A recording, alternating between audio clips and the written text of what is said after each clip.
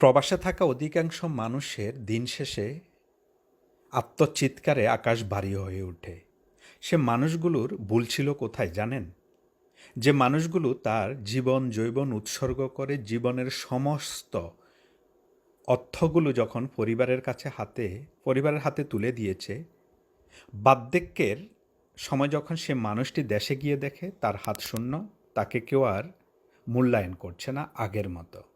সে মানসিক যন্ত্রণায় কখনো স্ট্রোক করছে, কখনো হার্ট অ্যাটাক করে এই পৃথিবীর মায়া ত্যাগ করছে।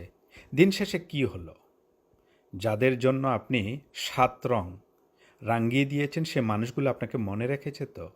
কথাগুলো শুনতে খারাপ লাগলেও এটাই বাস্তবতা। আপনার সমস্ত অর্থগুলো পরিবারের জন্য না দিয়ে নিজের জন্য, নেক্সট জেনারেশনের জন্য সামান্য কিছু হলেও সঞ্চয় করে রাখুন। দিন শেষে সে পয়সাটা আপনাকে কাজে দেবে। একবার চোখ বন্ধ করে ভাবুন তো, যাদেরকে আজকে খুশি করার জন্য সমস্ত অর্থ দিচ্ছেন সে মানুষগুলো আপনাকে কতক্ষণ মনে রাখবে? যদি ১ মাস